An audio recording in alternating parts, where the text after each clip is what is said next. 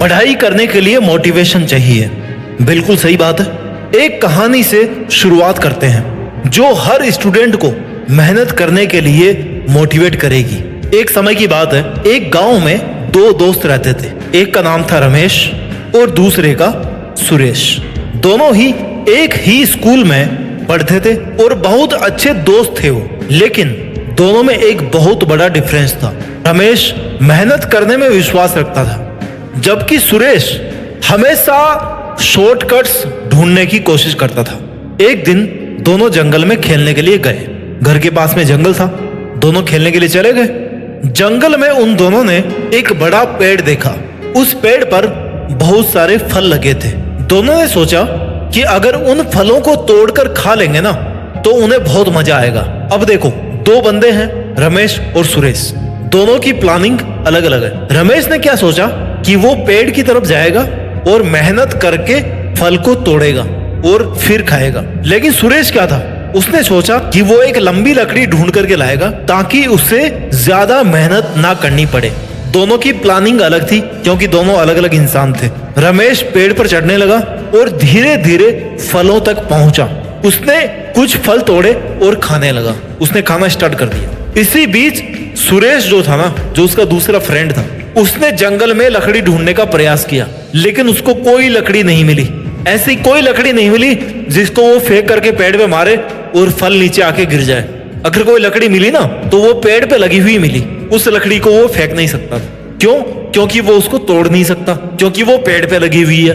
रमेश ने अपनी मेहनत से अपना फल हासिल किया और उसका स्वाद चखा, अपने फ्रूट्स को, अपने फल को एंजॉय किया। जबकि सुरेश जो था ना, जो बिना मेहनत के, बिना पेड़ पर चढ़ने के, पसीना बहाने के बजाय शॉर्टकट में बिलीव करता था, वो असफल रहा। इस कहानी से हमें यह सीखने को मिलता है कि मेहनत करने से हमें सफलता मिलती है। कहानी का कंक्लूजन बड़ा शॉर्ट है, ये कोई कहानी नहीं है, मैंने केवल आपको ये बात बताई है। इस कहानी से, अगर आप इसको कहानी कहते हो, तो इस कहानी से हमें यह सीख मिलती है कि मेहनत करने से हमें सफलता मिलती है और मेहनत करने वाले लोग हमेशा आनंद और सफलता प्राप्त करते हैं। इसलिए विद्यार्थियों को मेहनत करने के महत्व को समझकर उन्हें पढ़ाई में लगन से जुड़ने के लिए मोटिवेट करना चाहिए अपने आप को।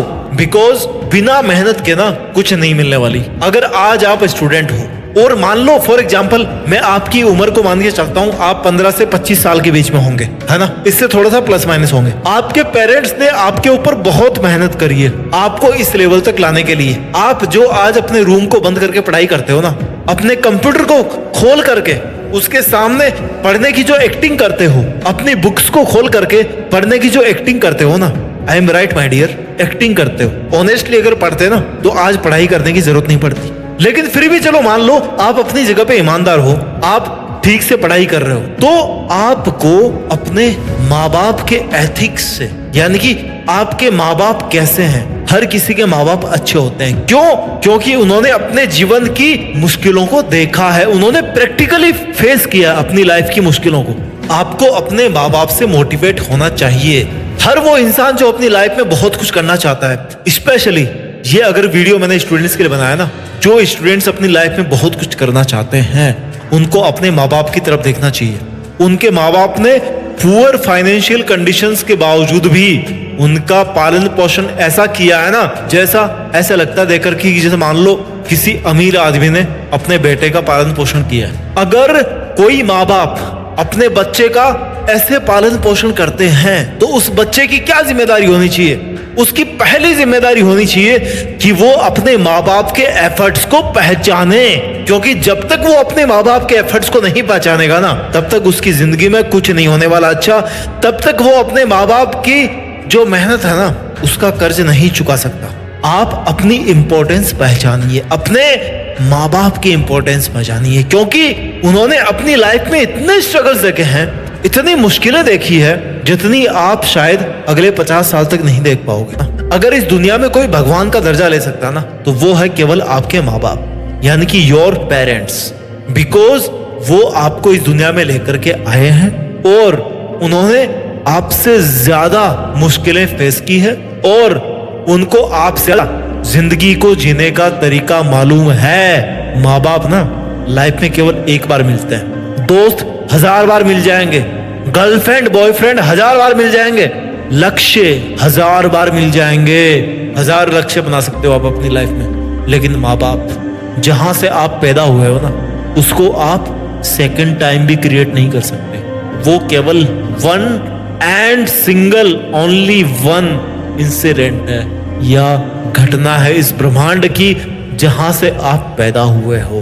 उस चीज को आप दोबारा क्रिएट नहीं कर सकते। आपको अगर पढ़ने के लिए छोड़ा गया ना, तो आपको पढ़ाई करना है, इसमें कोई दूसरा ऑप्शन नहीं है। आपको पढ़ना है मतलब पढ़ना है यार, बिकॉज आप एक स्टूडेंट हो, और स्टूडेंट होने के नाते आपका क्या धर्म बनता है कि आपको पढ़ाई करना है। श्री भागवत गीता में अर्जुन का क्या धर्म था कि वो अन्याय के खिलाफ लड़ाई करेंगे, वो अधर्म के खिलाफ लड़ाई करेंगे। उन्होंने लड़ाई करी और उनका नाम आज तक आप जानते हो। आप स्टूडेंट हो, आपका नाम ये दुनिया कब जानेगी? जब आप पढ़ाई पर ध्यान दोगे। No pains no gains, sorry, अगर आपको बिना दर्द किए रिजल्ट चाहिए ना, तो वो इस दुनिया में तो नहीं मिलने वाला, इस धरती नाम के ग्रह पे तो नहीं मिलने वाला भाई। कोई दर्द नहीं, कोई उपलब्धि नहीं, बहुत बड़ा यूनिवर्स है, चले जाना कहीं पे भी। इस धरती नाम के ग्रह पे तो आपको बिना दर्द के कुछ नहीं मिलने वाला। अपने आप को संकट में डालना पड़ेगा।